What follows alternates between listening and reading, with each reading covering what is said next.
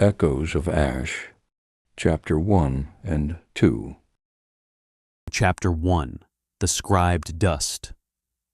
The ash didn't just fall, it claimed. Viktor Sokolov stood on the edge of what used to be a transit hub, his boots sinking 4 inches deep into the gray drifts. The crystalline dust settled on his layered tarps like a shroud, turning his silhouette into a ghost. He reached up with his right hand, the one where the patented brass chimerization met the dark metal of his prosthetic, and tightened the seal on his respirator. The click of the filter was the loudest sound for miles. In the gray silence, every breath felt like a theft. Viktor looked up, squinting through goggles caked in fine grit.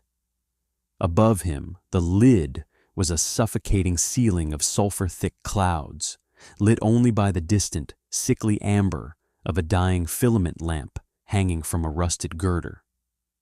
He adjusted the strap of his scavenging pack. It was light, painfully light. Scarcity was the only law left on the surface. He moved past a collapsed storefront, the windows long ago shattered by the pressure of the initial blowout. Inside, the aged velvet curtains, once a vibrant oxblood, were now faded, stiff with minerals, and draped like dead skin over the ruins. He reached out, his metal fingers brushing a brass railing. The texture was raw, cold, and honest. A sudden gust of wind kicked up a swirl of silica, obscuring the path ahead. Viktor went still.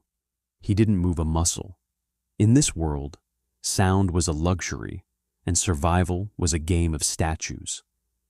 If something was moving in the ash, it was usually a buffer-class patrol, their featureless obsidian helmets scanning for variables to neutralize.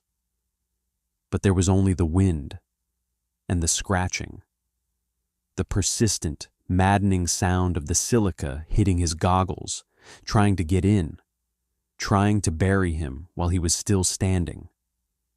Viktor turned his back on the unreachable glow of the spires and headed deeper into the shadows of the ruins. He was a ghost in a world of dust, and today the silence was the only thing he could trust. Chapter 2. The Crimson Line. Viktor didn't see them first. He felt them. A low-frequency pulse thrummed through the soles of his boots, a rhythmic vibration that cut through the stagnant air. He flattened himself against a wall of rusted corrugated steel, the abrasive silica ash crunching like bone under his weight. Around the corner of the derelict transit station, they appeared. 3 of them, the buffer class. They moved with a terrifying unified grace. Their tactical armor, a composite of charcoal, oxblood, and patented brass, was matte and textured, designed to swallow light. But it was the helmets that drew the eye. Featureless domes of polished obsidian, broken only by a single horizontal crimson visor line that glowed with a predatory heat. They weren't looking for survivors. They were clearing a path.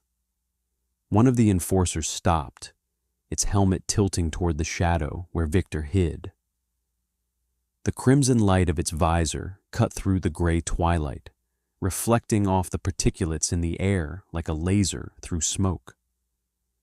Viktor held his breath, his hand tightening around the cold brass of a salvaged valve.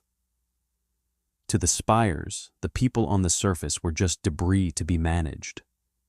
To the enforcers, they were variables to be neutralized. Chapter 3. The Descendant. The pod sat in the center of the crater like a silver tooth in a rotted mouth. Viktor moved toward it, his boots crunching through a thick layer of undisturbed ash. He jammed his crowbar into the pod's outer seal. With a violent hiss of escaping oxygen, the hatch swung wide. Inside, bathed in a soft, flickering amber glow, was Elena. She didn't look like the people of the ash. Her face was calm, her straight hair matted, but her eyes sharp with an intelligence the surface usually eroded. As she stepped out into the silica drifts, She didn't look at Victor with fear. She looked at him as a tool to be utilized. "I have the coordinates," she said, her voice steady against the howling wind. "I have the clearance protocols for the hub's primary gate. But I don't know these ruins." Victor stood back, the realization chilling him more than the geothermal winter. For 3 years, he had been a ghost circling a sanctuary he couldn't enter. Now, the woman from the sky held the only map that mattered. "Move, Scavenger," Elena commanded. "We're going underground."